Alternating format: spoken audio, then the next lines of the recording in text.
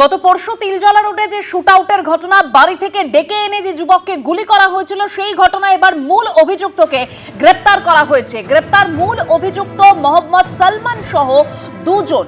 কলকাতা থেকে পালানোর পথেই গ্রেপ্তার বলে ইতিমধ্যেই খবর পাওয়া যাচ্ছে। তিলজলা রোডে শুট আউটের ঘটনা এবার গ্রেপ্তার করা হলো মূল অভিযুক্তকে। ইতিমধ্যেই গ্রেপ্তার করা হয়েছে মূল অভিযুক্ত মোহাম্মদ সালমান সহ দুজনকে। সরাসরি আমরা কথা বলবো, আমাদের প্রতিনিধি আবির দত্ত রয়েছেন আমাদের সঙ্গে। আবির, কি জানতে পারছো? দেখো, যেটা জানা যাচ্ছে যে ইতিমধ্যে পুলিশের তরফ থেকে যেটা সূত্র মারফত জানা যাচ্ছে যে মূল অভিযুক্ত তিলজলা রোডে গুলি চালনার ঘটনায় সেই মোহাম্মদ সালমান ওরফে নাটা সালমান, তাকে গ্রেপ্তার করা হয়েছে এবং তার সঙ্গে মোহাম্মদ আনোয়ার, তাকেও কিন্তু গ্রেপ্তার করা হয়েছে।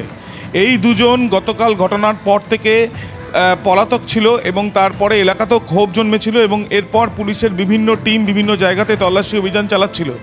গোপন সূত্রে খবর পেয়ে তারা জানতে পারেন যে তারা এই কলকাতা ছেড়ে অন্যত্র আশ্রয় নেওয়ার চেষ্টা চালাচ্ছে। এরপরই একটি জায়গা থেকে তাদেরকে ধরা হয়, কলকাতার বর্ডার এরিয়া, এবং তারপর যেটা জানা যাচ্ছে যে তাদের কাছ থেকে একটি আগ্নেয়াস্ত্র পাওয়া গিয়েছে। যে আগ্নেয়াস্ত্রটি ব্যবহার করা হয়েছিল তিলজলা রোডে, এমনটাই কিন্তু পুলিশ সূত্রে খবর। এবং যে তিলজলা রোডে যে আগ্নেয়াস্ত্রটি ব্যবহার করেছিল, এবং আমরা জানি যে এক ব্যক্তি, এক যুবক বলা যায়, যার যে গুলিবিদ্ধ, সে বর্তমানে এসএসকেএম হাসপাতালে চিকিৎসাধীন।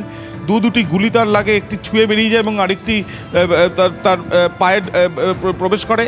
এবং এই ঘটনার পর পলাতক ছিল এই মোহাম্মদ সালমান ওরফে নাটা সালমান, তাকে ইতিমধ্যে গ্রেপ্তার করা হয়েছে।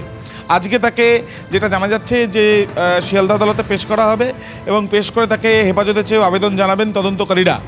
এই ঘটনায় আরও বেশ কয়েকজন রয়েছে বলে এলাকার মানুষদের তরফ থেকে কিন্তু অভিযোগ তোলা হয়েছিল বা দাবি তোলা হয়েছিল। সেই ক্ষেত্রে এই দুজনকে জিজ্ঞাসাবাদ করলে বাকিদেরও খোঁজ মিলবে বলে আশা করছেন পুলিশ আধিকারিকরা। এবং তারা গতকাল এই ঘটনা, গত পরশুদিন রাত্রিবেলা যখন এই ঘটনা ঘটে, তারপর থেকেই বিভিন্ন জায়গা থেকে খোঁজখবর শুরু করেন। বিভিন্ন সিসিটিভি ক্যামেরার ফুটেজ, ওই এলাকাতে বেশ কিছু সিসি ক্যামেরা থাকলেও সেগুলো অকেজ অবস্থায় রয়েছে বা বেশ কিছু সিসি ক্যামেরা নেই, এবং তার পেছনেও এই সালমানরা, এমনটাই এলাকার বাসিন্দারা অভিযোগ করেছিলেন। এরপরও তাদের মোবাইলের সূত্র ধরে তাদের খোঁজ পরবর্তীকালে মেলে এবং দেখা যায় যে তারা পালিয়ে যাওয়ার চেষ্টা করছিল এবং তাদের কাছ থেকে একটি আগ্নেয়াস্ত্র ছিল। প্রসঙ্গত একটি সূত্র মারফত এটাও জানা যাচ্ছে, এই যে মোহাম্মদ সালমান ওরফে নাটা সালমান, তার বাবাই এই মোহাম্মদ আনোয়ার, যেও এই ঘটনার সঙ্গে যারও যোগ রয়েছে বলে অনুমান পুলিশের, এবং সেই মর্মেই এই দুজনকে গ্রেপ্তার করা হয়েছে বলে পুলিশ সূত্রে জানা যাচ্ছে। আমরা দাঁড়িয়ে আছি বেনিয়াপুকুর থানার সামনে।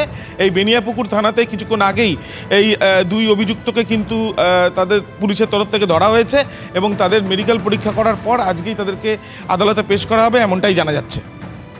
ধন্যবাদ আবির। এবিপি আনন্দ, এগিয়ে থাকে, এগিয়ে রাখে।